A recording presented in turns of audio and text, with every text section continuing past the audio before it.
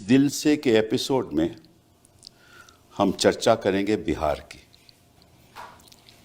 सभी को मालूम है कि हाल ही में बिहार में चुनाव हुए, असेंबली के चुनाव हुए और 14 को रिजल्ट आ गया और जो पार्टी जो 2020 के चुनाव में जिसके लगभग 75 सीटें थी, वो गिर के इस बार उसकी संख्या केवल 25 रहेगी, आरजेडी। और महागठबंधन का टोटल जो सीट आई हैं वो लगभग 35 सीट आई हैं। अब इसके पीछे कार्य क्या है, क्यों ऐसा हुआ, कैसे ऐसा हुआ, उसके बारे में तो हम बाद में चर्चा करेंगे। लेकिन अब अगर बिहार का इतिहास देखिए, आज के दिन भी बिहार सबसे पिछड़ा प्रदेश है। गरीबी देखो तो सबसे ज़्यादा, शिक्षा से संदर्भ में सबसे पीछे, स्वास्थ्य के संदर्भ में सबसे पीछे। फ्लड आते हैं तो बाढ़ ऐसे ही आती है तो गांव-गांव बह जाते हैं और कोई ख़ास सुधार हुआ नहीं। और जो बैकवर्ड कम्युनिटी है बिहार में, जो पिछड़े लोग हैं या बाकी लोग हैं, वही राज कर रहे हैं। 1990 से लेकर 2005 तक लालू जी का राज था, 2005 से लेकर अब तक नीतीश जी का राज था और इस बीच कई चुनाव हुए।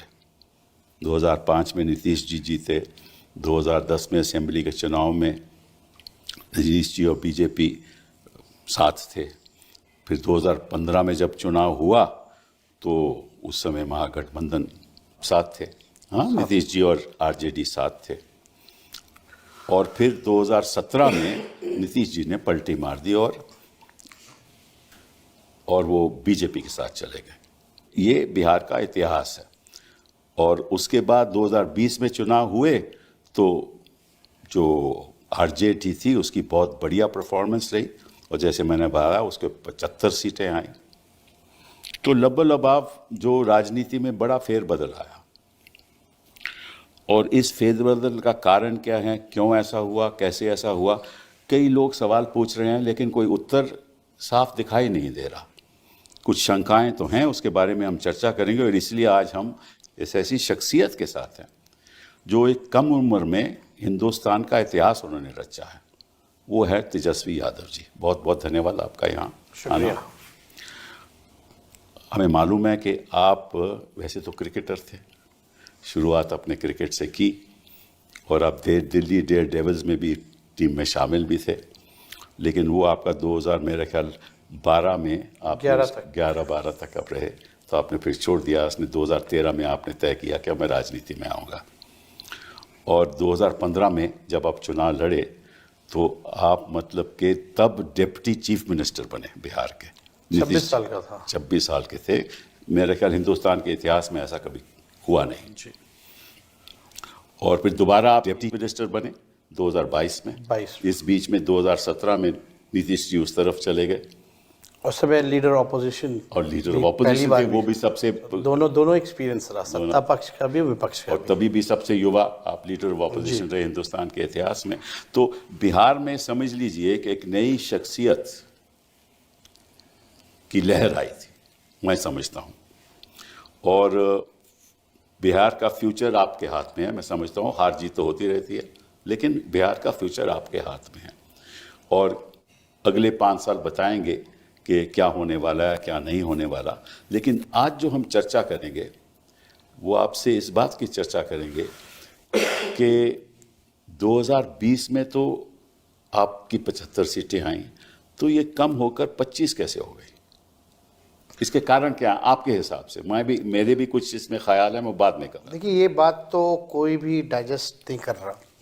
खास तौर पे बिहार की भी जनता से भी बात की जाए आज भी तो उनको भी ये पच नहीं रहा बात।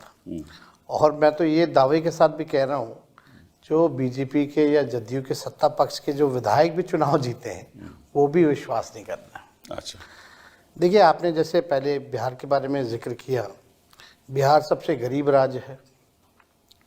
बिहार में कोई उद्योग कारखाना नहीं है, सबसे ज़्यादा बेरोजगारी है और सबसे ज़्यादा पलायन है। और ख़ास तौर पे अगर बात की जाए शिक्षा स्वास्थ्य के बारे में तो सबसे फिसड्डी राज्यों में से है।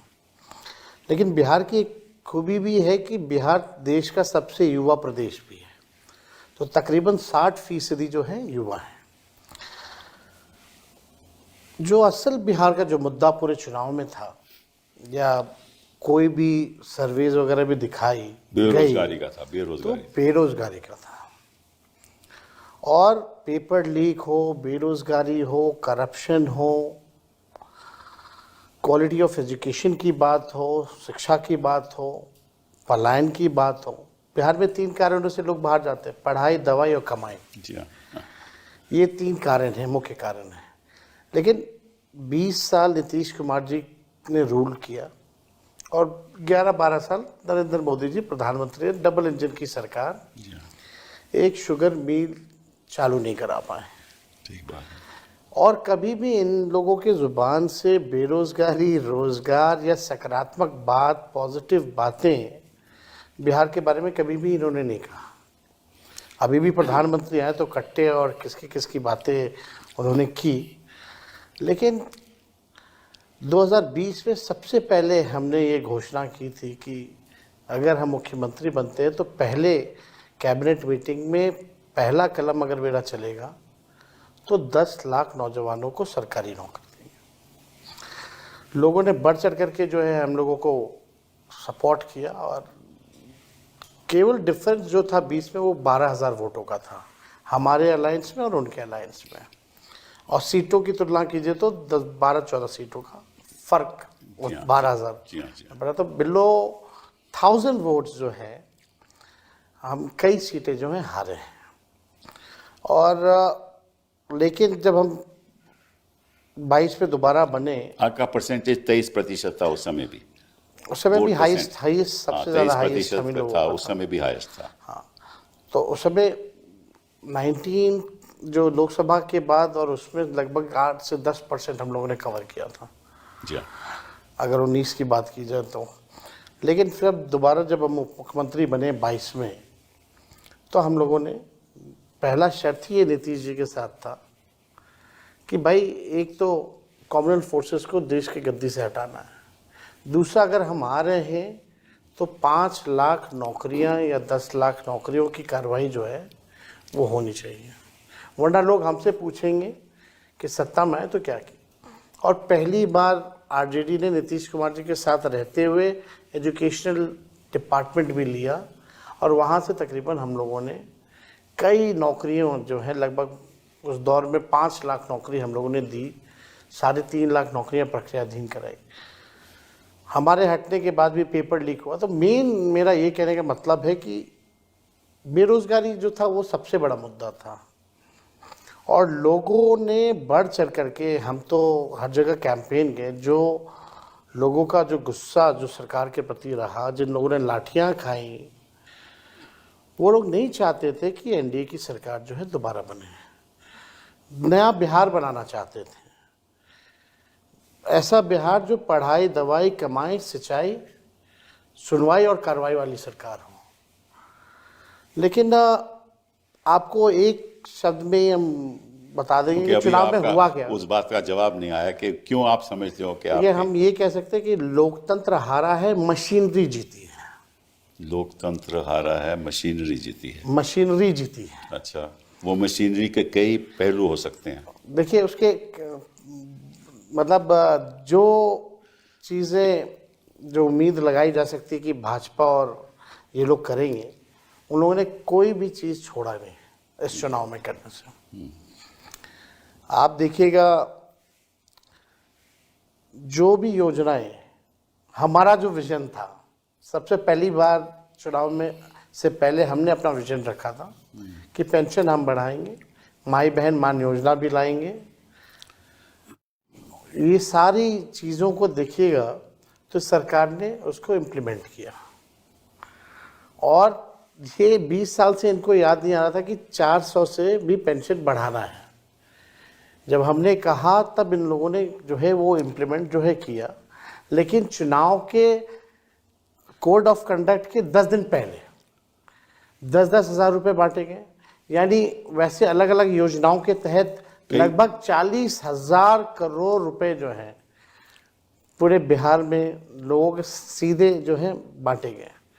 आप ये कह सकते हैं कि रिश्वत दी गई है पूरे चुनाव में, लेकिन अभी भी ये बात नहीं समझ में आ तो रहा। फिर आप समझते हो कि ये इस पैसे की वजह से और इस सॉर्ट ऑफ जो राहत दी गई, मतलब एक तो जो 10,000 स्कीम है, 1,40,00,000 महिलाओं, किसानों को भी दिया गया, किसानों को भी दिया वृद्धा गया, पेंशन, सामाजिक सुरक्षा पेंशन के तहत भी दिया गया, और जीविका ये दीदियों को भी दिया गया, सबको दिया महिला रोजगार जो योजना है गया। जी हाँ, उसके हवाले जो है पैसे जो है जिस दिन वोटिंग पड़ रही है उस दिन भी खाते में आ रहे हैं। जी हाँ, नहीं वो तो ठीक है। तो आप समझते हो कि इस वजह से लोग प्रभावित हुए? मेरे ख्याल से ये अगर आप देखेंगे तो बड़े इंटरेस्टिंग डेटाज हैं। हमारा वोट बढ़ा है, मतलब हमें थोड़ा सा, हमारा 23% आपका परसेंटेज वही रहा है, थोड़ा सा बढ़ा भी है। लगभग 32 लाख वोट हमारा बढ़ा है जी हाँ, पिछले चुनाव के मुकाबले। जी हाँ, जी हाँ, तो बढ़ा है तो मतलब हमको औरों का भी वोट मिला है, सबका वोट मिला जी हाँ, जी है। हाँ। यानी अगर पूरी गठबंधन की बात की जाए तो 1,90,00,000 वोट हम लोगों को जो है मिले हैं। जी हाँ, अब ये बात ये समझ में आ रहा है कि भाई डेटा अगर आप देखें तो बैलेट में जो पोस्टल बैलेट जो वोटिंग वो होती है, उसके बाद में अभी चर्चा करेंगे। जी। बट वोट आपका बढ़ा है, इसमें कोई शक नहीं, वोट बढ़ा है एकदम। इसमें शक नहीं। आपका परसेंटेज भी 23% रहा है और बीजेपी का लगभग मेरा ख्याल 20% है और नीतीश बाबू का थोड़ा 18% है। वो तो हमें मालूम है, लेकिन अगर उनका मिला लिया जाए तो उनकी जो परसेंटेज है आपसे कहीं ज़्यादा है। तो लोग ये भी कह सकते हैं कि ठीक है, आप 23% रहे, बाकी लोगों से आपको वोट नहीं मिले। ये एक विषय हो सकता है और जिस पे चर्चा हो सकती बट है। ये भी एक है ना कि 20 साल पुरानी जो सरकार है वो भी ठीक है आपकी बात। और उसकी एंटी इनकम्बेंसी जो है 16% वोट उनको बचाने के लिए नहीं पड़ रहे। कभी भी अगर देखा गया है, अगर वोट की परसेंटेजेस बढ़े हैं तो वो बदलाव के लिए जैसे वोट पड़े हैं। बट अब बात पोस्टल बैलेट पे आती है। देखिए, जो पोस्टल बैलेट होते हैं उन्हीं लोगों के होते हैं जो सरकारी नौकरियों में हो, ठीक है ना, कोई शिक्षक इंस्पेक्टर होते हो, हैं, शिक्षक होते जो हैं, सर्विस में या होते सर्विस हैं, के लोग होते हैं, जो आर्मी ऑन ड्यूटी इलेक्शन में लगना ठीक है होता ना, तो उनके और ये पढ़े लिखे लोग होते हैं जी। तो मैं देख रहा था, यहाँ आंकड़ा देख रहा था कि अगर वहाँ देखा जाए तो शुरुआत में जो पोस्टल बैलेट के वोट पड़े हैं वो लगभग समझ लीजिए सबसे ज़्यादा आपको पड़े हैं। और उसको अगर हम कंस्टिट्यूएंसी में बदलाव लाएं तो 243 कंस्टिट्यूएंसीज में से 143 कंस्टिट्यूएंसी में आप लीड कर रहे हो जी। और 94 कंस्टिट्यूएंसी में एनडीए लीड कर रहा है और अदर्स 6। मतलब कि जो पढ़े लिखे लोग हैं वो बदलाव चाहते थे, ठीक है, और जो गरीब लोग हैं जो आपके साथ थे, ये नतीजा ये बतलाता है कि वो बदलाव नहीं चाहते थे। तो ये तो एक अद्भुत सी बात है। मेरे ख्याल से बदलाव सब चाहते थे। अगर आप देखें तो ईवीएम बदलाव नहीं चाहता था, बैलेट बदलाव चाहता था। तो आप समझते हो कि ईवीएम में कोई गड़बड़ी है? देखिए, कोई वैसे साइंटिफिक प्रूफ नहीं है, लेकिन I can sense, I can smell कि अदृश्य शक्तियां जो हैं उन्होंने अपना काम किया। अच्छा, ठीक है, अभी सामने एग्जैक्टली नहीं आ पा रहा कि क्या हुआ है, लेकिन आने वाले समय में ज़रूर पर्दाफाश होगा। आप देखिएगा, जो इलेक्शन कमीशन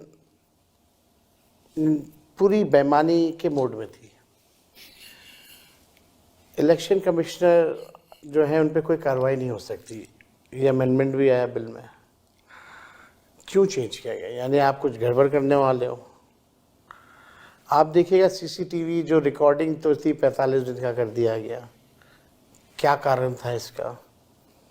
इलेक्शन कमीशन ने जो अनाउंस की जो डेट, ठीक योजना के पैसे मिलने के 3 घंटे बाद जो है वो कोड ऑफ कंडक्ट लगाया गया। जितने भी हमारी शंकाएं थी, कन्फ्यूजन जो था, कभी भी इलेक्शन कमिश्नर ने इसको क्लियर नहीं किया। हमारी जितनी शिकायतें थी उसको नहीं सुना गया। तो उसमें इलेक्शन कमीशन ने डिस्क्रिमिनेट नहीं किया। उत्तर प्रदेश से भी शिकायतें आए, उन्होंने नज़रअंदाज कर दिया। हरियाणा से आए तो हर नज़रअंदाज, जगह। महाराष्ट्र से आए तो नज़र, तो वो तो बड़ा इक्वालिटी में है, वो मतलब कि वो सामान्य तरीके से। आप ये कह सकते हैं बिहार चुनाव में लेवल प्लेइंग फील्ड नहीं था। कौन से चुनाव में लेवल प्लेइंग फील्ड थी? किसी में नहीं होता। तो ये जो हालत जो बन रहे हैं, तो चुनाव का कोई मतलब नहीं रह गया, सब कुछ फिक्स्ड है। चलिए, आपको मैं एक आंकड़ा जो मेरे पास है वो आपको बताता हूँ, आपकी राय भी चाहता हूँ मैं, कि अगर जब असेंबली का इलेक्शन होता है, उससे पहले पार्लियामेंट में होता है, फिर असेंबली का इलेक्शन हुआ, तो उसमें जो वोटों का अंतर होता है, हाँ, वो लगभग 3 से 6% तक बढ़ता है जी। और ये मैं आपको उदाहरण दे रहा हूँ, जैसे कि हरियाणा में हुआ 24 में पार्लियामेंट का इलेक्शन हुआ और फिर असेंबली का जब इलेक्शन हुआ तो जो वेट परसेंटेज जो बढ़ा वो केवल 6.2%, और झारखंड में भी वोट बढ़ा 3.5%, और महाराष्ट्र में बढ़ा 12.2%, और और बिहार में बढ़ा 15.6%। मतलब कि 6 महीने के अंदर 15.6% की बढ़ोतरी हुई पॉपुलेशन में। पॉपुलेशन, ये कैसे हो सकता है? ये इसका मतलब ये हुआ कि किसी तरीके से वोटों की संख्या बढ़ाई गई। आपको हम ये बताना चाहेंगे, पहले वोट पड़ते थे बैलेट से भी, तो शाम तक बता देते थे इलेक्शन कमीशन कि इतने परसेंटेज वोटिंग पड़ी है, इतने महिलाओं ने दिए, इतने पुरुषों ने दिए। इस बार तो महिला पुरुष का बताया ही नहीं, और उस दिन नहीं 2 दिन तक तो इन लोगों ने वोटिंग ही परसेंटेज नहीं बताया कि कितने वोट पड़े हैं एक्चुअली में। मेरे को प्रेस कॉन्फ्रेंस करना पड़ा, फिर भी बेशर्मी इतनी कि जो दूसरा फेज का चुनाव खत्म हुआ उसके साथ इन लोगों ने इकट्ठे दिया। तो ये छुपाने वाली बात मेरे को पची नहीं। अब हमको ये लगता है कि ये वोट बढ़ाने की जो एक बड़ी साजिश है, वोट बढ़ाना ये मतलब मशीन बढ़ाओ। मशीन कैसे बढ़ेगा? तो बूथ की संख्या बढ़ा दो। तो ये पूरा खेल जो है, बूथों को बढ़ाया गया। बूथ बढ़ेंगे तो स्वाभाविक रूप से मशीनें बढ़ेंगी, मशीनें बढ़ेंगी तो इनकी जो अभी तो हम कोई ऐसा एविडेंस नहीं ला सकते, but I can sense it कि कुछ गड़बड़ है, कि कुछ ना कुछ ये लोग करते हैं। अगर आप एक बूथ पे भी अगर 20 वोट मैनेज कर लो तो उसकी बड़ी संख्या हो जाती है। और इस बार हम लोगों ने कई सीटें जो हैं बहुत कम कम मार्जिन से भी हम लोग हारे हैं। तो लेकिन जो नतीजा जो आया, 200 से भी ऊपर सीटें एनडीए को आ रही हैं, ये कोई भी या महाराष्ट्र का हो, इसको कोई बाय नहीं कर सकता। सर्वेज भी होते हैं, सैंपल्स भी आते हैं, तो आप देखिएगा जितना बड़ा आपका जो वोट पड़े हैं आपके इस बैलेट में, उतने कितनी बड़ी एजेंसी हो उससे ज़्यादा तो यही तो मैं कह रहा हूँ, जो पोस्टल बैलेट से जो वोट हैं वो 1,77,000 लगभग, और जो सर्वे होता है लगभग वो 40,000 45,000 मैक्सिमम का सर्वे होता है। तो अगर सर्वे कहता था, सर्वे भी ये नहीं कह रहे थे कि इनकी 202 सीटें आएंगी 243 में, ये सर्वे भी नहीं ये कह रहा था। लेकिन अगर आपका सैंपल पोस्टल बैलेट पर 1,77,000 है, जो सर्वे जो करते हैं उनसे कहीं ज़्यादा है, तो नतीजे हैं वो उस तरीके से आए क्यों नहीं। और इस पे बारे में जो हम चर्चा कर रहे हैं, आपको बड़ी शंकाएं हैं कि किसी तरीके से ये मैनेज हुआ है। मतलब आप अगर बिहार देखें तो एक बड़ा प्रदेश है, सीमांचल का इलाका है, मगध का इलाका है, चंपारण का इलाका है, पूर्वांचल इलाका है, कोसी का इलाका है, तो वहाँ तो हर जगह एक ही पैटर्न से सीमांचल तो ओवैसी साहब ने आपको बोला, तो देखिए वो वहाँ भी अभी काफ़ी चीज़ें जो हैं डेटा आएगा उस हिसाब से हम लोग बात करेंगे। लेकिन वो भी पोजीशन वहाँ बहुत बढ़िया था हम लोगों का, जो ग्राउंड जो रियलिटी थी, बहुत सब लोग एक पक्ष में जो है। तो पिछली बार तो आप लोगों को बहुत सीटें आई थी उस तरफ से, वहाँ से नहीं, वहाँ से मैं हमेशा आता रहा। खैर जो भी बातें हैं, सीट तो हम कह सकते हैं कि ये पूरा चुनाव जो है बड़ी बेईमानी हुई है, और जैसे हमने पहले भी कहा कि मशीनरी की जीत हुई है। तो मशीनरी, बिहार में जब चुनाव तो इकलौता राज्य होता है। मैं आपको एक उदाहरण देना चाहता हूँ, जो मैंने खुद एक प्रेस कॉन्फ्रेंस की थी और शायद आपने देखी भी हो कि हरियाणा से कुछ स्पेशल ट्रेन चली थी। स्पेशल। तो जो सवाल उठाए गए कि भाई आप स्पेशल ट्रेन क्यों चला रहे हो, क्योंकि सीधे वो बिहार जा रही थी, हरियाणा से बिहार जा रही थी। तो चुनाव आयोग ने ये बताया और रेलवे मिनिस्ट्री ने बताया, और जब हमने सवाल उठाया कि भाई ये ऐसा है कि ये सडन अनशेड्यूल जब रश हो जाता है तो फिर हम अनशेड्यूल्ड ट्रेन चलाते हैं ताकि लोगों को तकलीफ ना हो।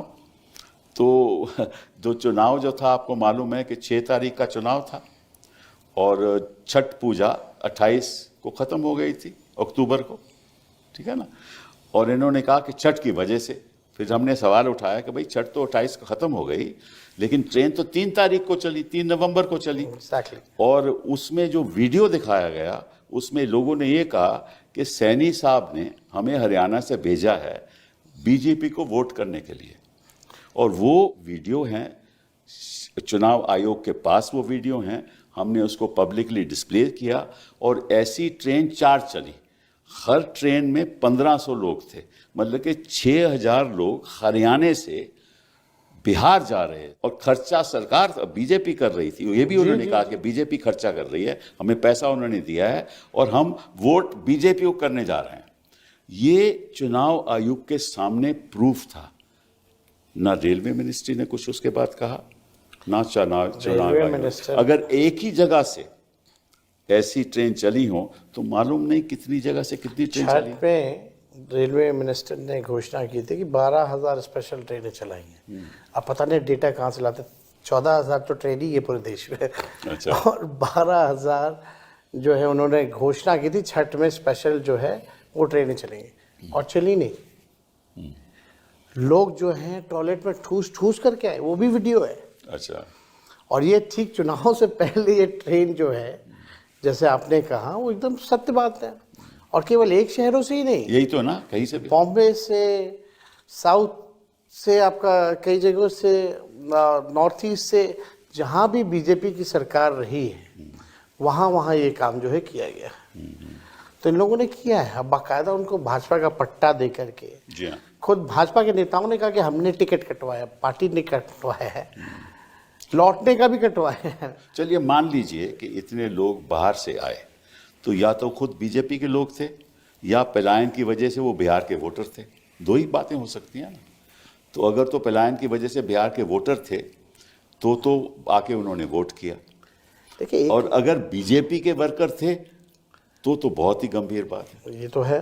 लेकिन आप ये बताइए कपिल सर कि जो लोग बाहर पलायन करने गए हैं वो लोग आकर के बिहार में इसलिए वोट देगा ना कि क्योंकि हमको बिहार छोड़ के ना जाना पड़े अगली बार से, या इसके लिए वोट देगा कि इनकी वजह से वो बाहर गए। जो भी मजदूर, जो भी पढ़ाई के लिए या दवाई के लिए, कमाई के लिए अगर बाहर जा रहा है, अगर वो वोट करने आता है तो वो बदलाव के लिए वोट करेगा, ताकि पलायन रुके, बेरोजगारी खत्म हो, उनको अच्छी शिक्षा मिले, अच्छी चिकित्सा मिले। ये तो बात सही है। लॉजिक समझ इसमें में और आया। मुद्दा है, इसमें और मुद्दा है कि अगर तो वो बिहारी है जो यहाँ वोट करने आ रहा है तो पहले वो छठ पे आएगा, छठ पे आएगा ना, छठ पे, तब तक तो वो वहीं होगा। एग्जैक्टली। तो ये ट्रेन तो 3 तारीख चल रही है। देखिए, दिवाली से लोगों का आना शुरू हो इसका जाता मतलब है। ये तो मतलब है ही नहीं, क्योंकि ये छठ पूजा के लिए तो नहीं आ रहे थे। ये तो 3 तारीख को ट्रेन चली, मतलब कि छठ पे नहीं आए वो, दिवाली सारा लोग का शुरू हो जाता है। ठीक है ना। तो फिर 3 तारीख को जब चली तो इसीलिए आए थे कि भाई, और वो कह रहे हैं बीजेपी को वोट करने आए थे, और चुनाव आयोग चुप है। तो इसका मतलब कि एक साझेदारी है। आपके हिसाब से क्या ये साझेदारी है, जैसे आपने कहा, चुनाव आयोग की, भाजपा की और सत्ता पक्ष के लोगों की, सबकी साझेदारी है? जितनी संवैधानिक संस्थाएं हैं सब आज के दिन में कॉम्प्रोमाइज हो रखे हैं। ये बात हम लोगों ने बार बार हर जगह कहा है। अल्टीमेटली ये देश पे लोकतंत्र को ख़त्म करके राजतंत्र लाना चाहते हैं। आरएसएस का एजेंडा ये लोग जो है लागू करना चाहते हैं। ये डेमोक्रेसी को एकदम ख़त्म करके संविधान को बदलना चाहते हैं। कुछ लोग कहते हैं, मुझे नहीं मालूम, कुछ लोग कहते हैं कि प्रदेशों पे अगर ये हावी हो जाएं और अगर इनकी सरकारें बन जाएं तो निश्चित रूप से इनको 2/3 बहुमत मिलेगी ताकि संविधान बदल सके, और संविधान बदल लेंगे तो फिर ये कुछ भी कर सकते हैं। लेकिन एक और बात पे हम चर्चा शुरू करना चाहते हैं, वो है SIR पे, स्पेशल इंटेंसिव रिवीजन, जो इन्होंने तय किया कि हम करेंगे। तो आपको मालूम है कि स्पेशल इंटेंसिव रिवीजन एक ऐसा रिवीजन होता है जो नए तरीके से वोटर की जानकारी पता चले, मतलब पुराने लिस्ट को अलग करके नया लिस्ट बनाया जाए। और उसके लिए आप हाउस टू हाउस सर्वे आपको करना पड़ता है, लेकिन इन्होंने वो तो किया नहीं। इन्होंने एक इनोमिनेशन फॉर्म दे दिया और कहिए कि आप इसमें भर दीजिए, और जिसके इलेक्टोरल रोल में 2003 के इलेक्टोरल रोल में जिसका नाम है उसको भी भरना पड़ेगा। अगर नहीं भरेगा तो फिर उसका नाम वोटर लिस्ट से कट जाएगा और उसको दोबारा अप्लाई करना पड़ेगा कि वोटर लिस्ट में मेरा नाम आए, ठीक है ना।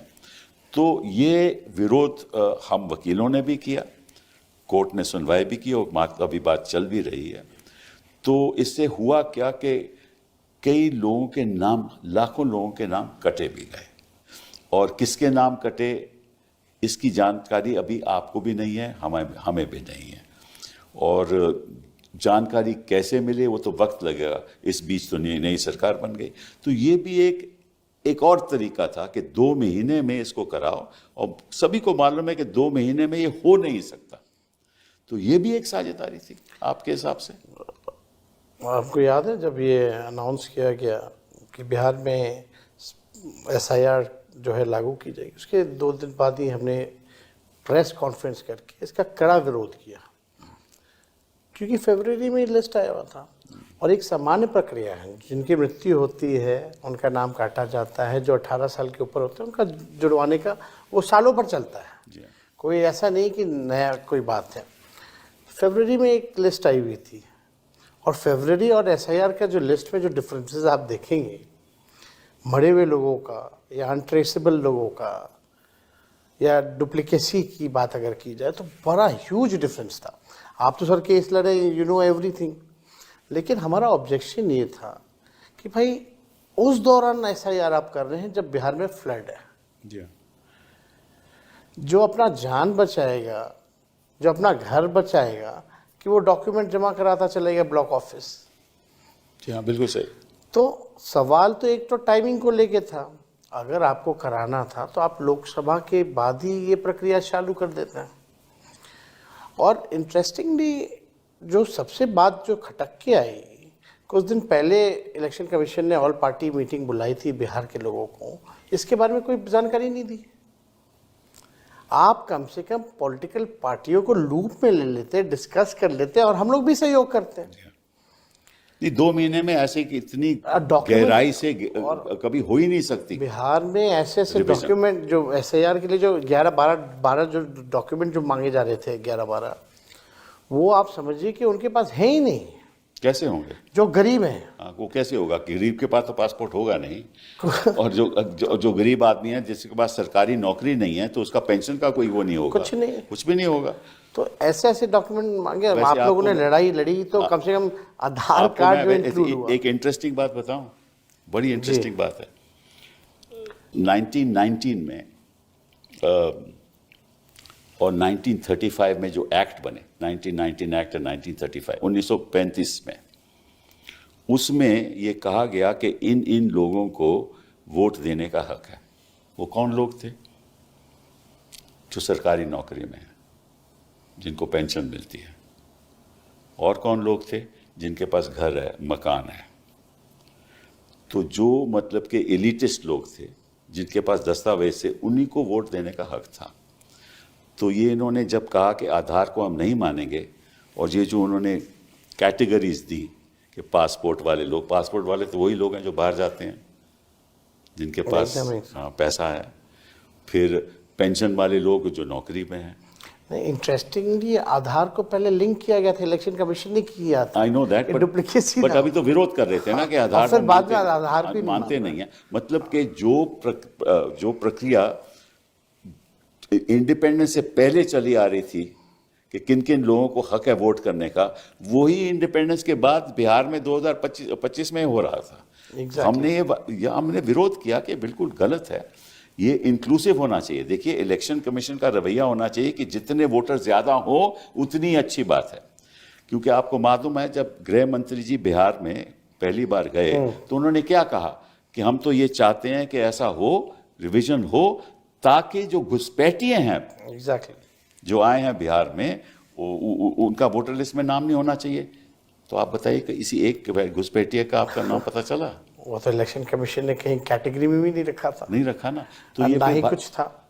आप देखिएगा, इससे पहले भी झारखंड का चुनाव हुआ, जी हाँ, वहां भी घुसपैठिया ही मुद्दा उठाया गया। बिल्कुल बिल्कुल। अब वहां क्या खत्म हो गया? हाँ, अब यही तो ना। अमित शाह मोदी जी का ध्यान उधर नहीं जा रहा। Correct. अब बिहार में चुनाव है तो घुसपैठियों की बात की जा रही है। और आश्चर्य लगता है हमको कि इलेक्शन कमीशन जब सुप्रीम कोर्ट में एफिडेविट करता है तब उसमें इसका जिक्र नहीं है, और उसके बाद भी प्रधानमंत्री वहां जाके घुसपैठिया की बात कर रहे हैं। अभी भी शुरू कर दिया अगर उन्होंने। आया है घुसपैठिया तो आपकी 11 साल से सरकार है, बिहार में 20 साल से सरकार है, क्या कर रहे हैं आप लोग? फिर सवाल तो ये अपने ऊपर खड़ा कर रहे हैं। लेकिन इनका तो पुराना ओल्ड फॉर्मूला है, डिवाइड एंड रूल, जो अंग्रेज़ों का था कि आप हिंदू मुसलमान करो, नफ़रत की भाषा इस्तेमाल करो, आप जो है लोगों में, समाज में तनाव का वातावरण पैदा करो।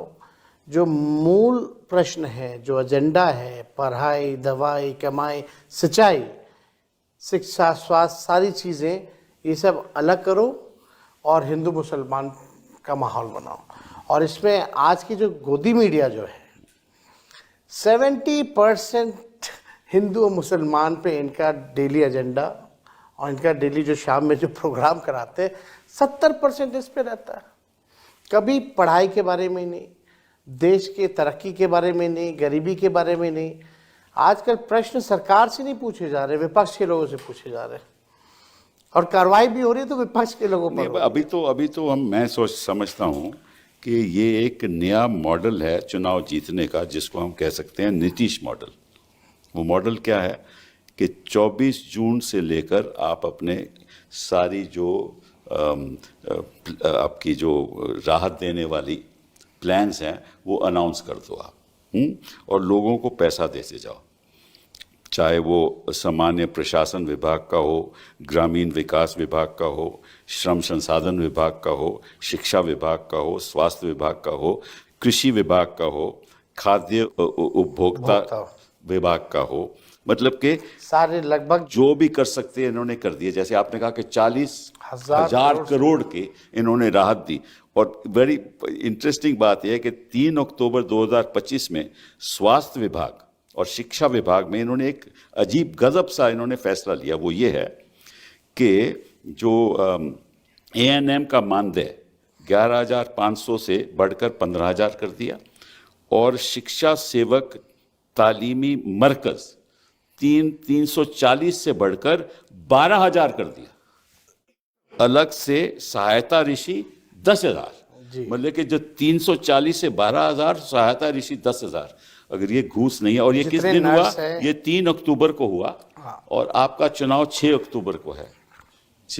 और इस बीच ये पैसा आता रहा। 20 साल से इनको कुछ नहीं करना था। हाँ, इनके तरफ लेकिन नीतीश मॉडल ये हुआ कि आप 5 साल कुछ ना करो या 20 साल कुछ ना करो, और 3 महीने पहले ये सारी पैसे बांट दो, और अपनी ये 10,000 स्कीम से लोगों की महिलाओं इस बार 10,000 बटा, अगली बार 20,000 कर दो। तो मतलब कि ये इस मॉडल से देश चलेगा अब आपके हिसाब से? देखिए, ये तो अद्भुत है। ठीक है, मैं ये मानता हूँ कि पहले सामाजिक न्याय का दौर था, अब आर्थिक न्याय का दौर है।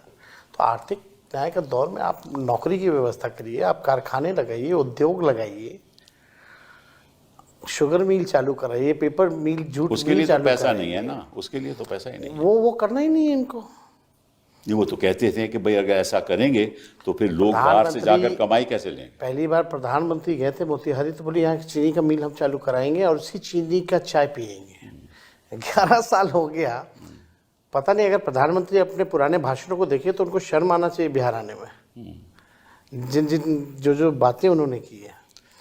तो अब पूरा सिस्टम आप देखिएगा, कोई जैसे पहले भी हमने कहा कि पूरे देश में ही अब ऑपोजिशन के लिए जो लेवल प्लेइंग फील्ड नहीं रह गया। इलेक्शन कमीशन उनके साथ है, मीडिया उनके साथ है, पूंजीपति उनके साथ है, सारी कॉन्स्टिट्यूशनल इंस्टीट्यूशंस उनके साथ हैं, जितने अधिकारी जो हैं। अब इसका यही मतलब है ना कि भाई आपने 10,000 आपने एक रिश्वत के तौर पे दिया वोट लेने के लिए, अब 5 साल ये भ्रष्ट अधिकारी और नेता जो भ्रष्ट हैं वो अब रिश्वत लेंगे। सही बात है, यही होना है। भ्रष्टाचार आप सीएजी की रिपोर्ट में आप देखिए 71,000 करोड़ का कोई हिसाब किताब नहीं है, इस पे कोई चर्चा नहीं हो रही है। कितने बार हमने सदन में, चुनाव जीतना, मीडिया में इस बातों को हम लोगों ने उठाया। मीडिया कुछ जो सृजन घोटाला हुआ, ऐसा घोटाला पूरे देश में नहीं हुआ है। बड़ा इंटरेस्टिंग है। सरकार का खजाना सरकार के पास ही रहता है, सरकार के खाते में रहता है। ये सरकार का पैसा एक एनजीओ जो नकली बैंक बना करके रह रही थी उसके खाते में था। अच्छा। और जब सरकार को जरूरत पड़ती थी तो उससे ये लोग लेकर के पैसा वो करते थे। लेकिन उस घोटाले का भी कुछ नहीं हुआ अभी तक। नहीं, वो तो घोटाले का तो, क्योंकि ऐसा है ना कि भाई जो इनके पक्ष में है उनके तो कार्रवाई तो होगी नहीं। लेकिन मैं एक बात सोच रहा था कि जो उत्तर प्रदेश के चुनाव में 2027 में है ना, हाँ है ना, 2027 में, अभी टाइम है, वो अभी तो 2025 पहले बंगाल का, फिर ठीक है ना। तो उसका जो इंटेंसिव रिवीजन है वो अभी क्यों हो रहा है? क्योंकि उसके लिए तो अभी आपको 6 महीने 8 महीने भी आप कर सकते हो, तो उसका आप 2 महीने में क्यों कर रहे हो? इसके पीछे तो कुछ होगा नहीं, कुछ सोच ना होगी कुछ ना, ये लोग नई जल्द से जल्द किया जाए। नई चीज़ें जो हैं ये लोग कुछ ना कुछ सोचते रहते हैं, कर रहे होंगे। लेकिन ये जो हिंदी बेल्ट जो है ये इनके लिए सबसे इम्पोर्टेंट है। यूपी, बिहार और आपका बंगाल का जो इलाका है, ये बिहार में आज तक भाजपा अपने बल पे नहीं आई है, तो बिहार तो इनके लिए एकदम टारगेट था ही था। जी हाँ। तो इन्होंने जो करना था वो किया। अभी अगला बंगाल है, बंगाल में भी इसकी जो है शुरुआत की जाएगी। वहाँ तो जो घुसपैठियों की बात तो और जोर शोर से की जाएगी, बिल्कुल, और कम्युनलाइज करेंगे लोग चुनाव को। नहीं, बट वहाँ तो प्रॉब्लम थोड़ी और है ना कि जो बांग्लादेश से लोग आए हैं वो तो हिंदू लोग हैं ना, मुस्लिम तो नहीं आए ना, तो थोड़ा मुश्किल है। तभी तो ममता जी ने ये बात कही है। लेकिन इस बात को छोड़िए, एक और बात जो आई थिंक जनता को मालूम भी है, चुनाव आयोग को भी मालूम है, कि जब ये पत्रकार लोग वहाँ जा रहे थे, वहाँ जब बीएलओ से बातें हो रही थी, तो बीएलओ तो खुद ब खुद इन्यूमरेशन फॉर्म बिना हस्ताक्षर के, और आपके वो जो पत्रकार जो हैं, हाँ करेक्ट, उन्होंने हजारों ऐसे वीडियो दिखाए, उन्होंने हजारों वीडियो दिखाए, और उसमें ये दिखाने पे उन पे मुकदमा भी हुआ। हाँ करेक्ट, और कोई कार्रवाई नहीं हुई। कोई कार्रवाई नहीं। तो मतलब कि बीएलओ अपनी तरफ से जो मर्जी कर रहा था। और एक और बड़ी इंटरेस्टिंग बात है कि एक मिलिट्री का आदमी, आर्मी का आदमी पटना में आया, उसने अपनी बीवी से बोला कि चलिए जाकर हम अपना एन्यूमरेशन फॉर्म देते हैं। बीएलओ के पास गया, ये भी रिकॉर्डेड है, और बीएलओ कहता है साहब हमने तो आपका फॉर्म दे दिया। उसने बोला कैसा दिया? इसलिए हमने दस्तखत कर दिए। तो आपने कैसे किए मेरे दस्तखत? हमने कर दिए। तो उसने बोला अच्छा फिर हम हल्फिया बयान लिखाओ। तो उसने हल्फिया बयान लिखाया और वो दस्तावेज अभी वीडियो में हैं। तो ऐसी बातें तो हो रही बहुत हो रही थी। और इसके मतलब कि ना कोर्ट का ही कोर्ट में जो राघोपुर के जिन लोगों को मृत घोषित कर दिया गया, जी हाँ बिल्कुल, हम लोगों ने जो 10-12 लोग थे उनको हम लोगों ने भेजा था, आप लोग सब लोगों के सामने। तो ये तो स्थिति थी। फिर भी इतना हंगामा हो रहा है, हर चीज़ हो रहा है, एक बार भी इलेक्शन कमिश्नर सामने आके डाउट या कंफ्यूजन जो है क्लेम नहीं। चलो ये तो हो गई डाउट की बात। अब थोड़ा मुश्किल सवाल भी, आपका जो महागठबंधन, इसमें भी बड़ी लोगों को दुख था कि एक स्तर से बात नहीं हो रही, और आपकी सीट की जो होना चाहिए था, पहले होना चाहिए था, वो आखिर तक आप लोग झगड़ा कर रहे थे। तो क्या प्रॉब्लम क्या थी? देखिए झगड़ा, इससे भी बड़ा अच्छा मैसेज नहीं गया। देखिए मेरा साफ मानना ये रहता है, विनेबिलिटी देखनी होती है। विनेबिलिटी को ही देखते हुए आप डिसीजन लीजिए। अगर आप एक जगह मजबूत हैं, आप वहाँ लड़िए। हम जहाँ मजबूत होंगे हम लड़ेंगे। लेकिन हर पार्टियां चाहती हैं कि भाई ज़्यादा से ज़्यादा सीटें जो हैं वो लोग लड़ें, और ये पॉसिबल नहीं हो पाता। और जो महागठबंधन जो बिहार में बेसिकली आप देखें तो वहाँ 6-7 पार्टियां थी, जी हाँ। नंबर भी ह्यूज थे, वो भी टाइम टेकिंग प्रोसेस था। 3-4 पार्टी यहाँ चाहती थी भाई एक सीट पे, आपको उनका भी शुरुआत इंटरेस्ट पहले था। कर देनी चाहिए थी, क्योंकि नहीं, आखिर तक क्यों छोड़ा आप लोग? हम लोगों ने बाकायदा हर चीज़ की शुरुआत की थी, लेकिन कुछ जो सीटें जो 8-10 जो सीटें थी वो फ्रेंडली फाइट में भी थोड़ी वो प्रॉब्लम आ गई। फ्रेंडली फाइट हम लोग जो है वो हम लोग लड़े। हालांकि ये तो हर दूसरी तरफ एनडीए में भी बहुत ही इसकी खिचपिच हुई। उनके लीडर्स ने तो खुल करके ट्वीट भी किया कि हम संतुष्ट नहीं हैं, हमारे साथ नाइंसाफ़ी हुई है, ये भी क्या, लेकिन लोग साथ में थे। फिर अल्टीमेटली ये इतना बड़ा मुद्दा नहीं है। मुद्दा फिर भी ये है कि अगर हम बैलेट में 143 सीट जीत रहे हैं तो मशीन में जाकर के वो ट्रेंड कैसे चेंज हो जाना, उल्टा ऑपोजिट कैसे हो जाना है। मतलब पढ़े लिखे लोग आपको वोट दे रहे हैं तो गरीब लोग आपसे मतलब के नाराज हैं, यही हुआ ना? सबसे ज़्यादा इस सरकार में तो गरीब परेशान है, जी हाँ। लाचार है। शराबबंदी के नाम पे आपको हम बताना चाहते हैं, इंटरेस्टिंग डेटा है, 9 लाख जो है मुकदमे हुए हैं। 9 लाख में से लगभग 14 लाख लोग जेल में हैं, और 99% शेड्यूल्ड कास्ट ईबीसी कम्युनिटी के लोग हैं। जी हाँ, करेक्ट, ये बात सही है आप। तो इतने लोग परेशान हैं। आप अगर 14 लाख लोग जेल में हैं तो इक्वल अगर 5 से गुना कीजिए, अगर इस कम्युनिटी के लोग भी जो भोगी रहा है इनका, वो भी जाकर इनको कैसे वोट देगा? चलो दूसरा मुश्किल सवाल वो ये है, ये कहते हैं कि साहब ऐसा है कि जब प्रचार हो रहा था तो लोग कह रहे थे कि हम वो वापस जंगल राज नहीं लाना चाहते, ये कह रहे थे लोग। हाँ, मतलब कि वो देखिए, वो तो शुरू से कभी भी केवल जंगल राज मतलब कि 2000 और परिवारवाद। हाँ, उनको पासवान जी के परिवार चिराग हैं, उनके जीजा जी हैं, एक जीजा जी आयोग में हैं, उनके सब लोग जो हैं चाचा से लेकर के सब लोग जो हैं वो तो बड़े काबिल लोग हैं ना। वो तो मांझी जी के परिवार। इंटरेस्टिंगली आपको हम बता देते हैं, अभी ओथ हुआ बिहार में मंत्रियों का, जो ना एमएलसी है ना एमएलए है, वो ओथ ले रहा है। भाई वो कौन है? तो उपेंद्र कुशवाहा जी का बेटा है। अच्छा। पत्नी एमएलए है, बेटा चुनाव लड़ा नहीं, ना एमएलसी है, फिर भी मंत्री बनाया गया। तो अगर आप देखेंगे तो 60-70% मंत्रिमंडल जो उनका परिवारवादी है। और जितने लोग जीत करके आए हैं, भाजपा ने जो टिकट डिस्ट्रीब्यूशन की है केवल परिवार के लोगों को की है। और आप लीडर उभर के आए हैं और आप पे ऊपर आरोप परिवारवाद का। मेरे अलावा तो और कोई परिवार का कोई लोग व्यक्ति चुनाव नहीं लड़ा इस बार। जी हाँ, केवल हम ही लड़े। खैर वो भी बात नहीं है, लेकिन आप देखिएगा, जंगल राज की बात करते हैं तो there has to be some base, है ना। अगर हम डिबेट करें तो आप आंकड़ों से डिबेट कर सकते हैं, इफ़ यू हैव डेटा। तो एनसीआरबी के जो डेटा कहते हैं कि 2005 से लगातार जो है क्राइम बढ़े, 70,000 तो 20 सालों में हत्याएं हुई हैं। नहीं, अगर जंगल राज था, 70,000 चलिए मान भी दीजिए जंगल राज था, तो 2020 में आपको 75 सीटें कैसे मिली?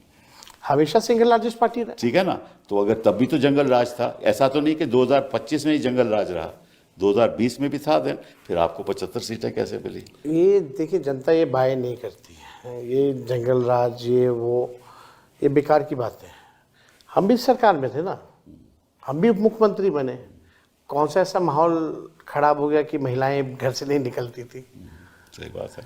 हम भी राज्य पाँच पोर्टफोलियो था मेरे पास। पास। आप ठीक ठाक थे, उनके साथ आप सरकार चला रहे थे, डिप्टी चीफ मिनिस्टर थे, कोई जब मेरे पे केस मुकदमा था तो नीतीश जी ने कहा कि इस पे फर्जी केस है।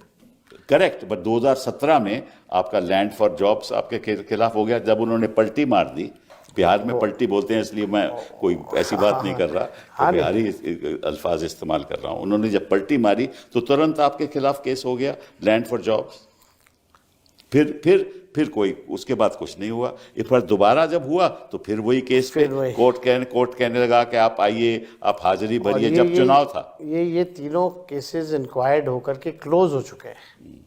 फिर भी बार बार ये किया जा रहा है। देखिए ठीक है, तंग कर सकते हैं, और क्या, मशीनरी का मतलब दुरुपयोग कि कर सकते अदालतों का इस्तेमाल करो, पैसे का इस्तेमाल करो, हाँ, और मतलब कि हैं। ब्यूरोक्रेसी भी आप और अपने हिसाब ब्यूरोक्रेसी से का इस्तेमाल करो, उन्हीं लोगों को बैठाओ जो मीडिया का इस्तेमाल करो, उद्योगपतियों का इस्तेमाल करो, हाँ, और षड्यंत्र कुछ भी अपनाओ, क्योंकि लक्ष्य यह है कि चुनाव जीतना। बाबाओं का भी इस्तेमाल करो। जितने इनके जो लोग हैं वो भी नहीं छोड़ते ना ये। जी हाँ। खैर इनका अपना काम है, तानाशाही ठीक है कुछ दिन और चलेगी, लेकिन ये हमेशा चलने वाला नहीं है। और हम जैसे नौजवानों को जो है खड़े रहना पड़ेगा। इनके डराने धमकाने से डरना नहीं होगा, इनके लालच देने पे हम लोगों को लालची नहीं बनना पड़ेगा, बल्कि हम लोगों की जिम्मेवारी है इस देश के लोकतंत्र और संविधान की रक्षा करने के लिए। ये कुछ भी करेंगे, हमारे नेता लालू जी ना झुके, ना ये पार्टी कभी बीजेपी के साथ कॉम्प्रोमाइज़ किया, ना तेजस्वी कभी कॉम्प्रोमाइज़ करेगा। हम लोग लड़ने वाले लोग हैं, जीतता वही है जो लड़ता है। ठीक है, समय हमारे साथ है, जनता अन्याय देख रही है, समय आएगा ये सब इनकी जो भावना है देश के संविधान को मिटाने की, एक तरफा राज करने की, इनका सपना ज़रूर टूटेगा। इसी बात से हम आपसे बड़ा शुक्रगुजार हैं कि आप हमारे शो पे आए। बहुत बहुत धन्यवाद। शुक्रिया। नमस्कार।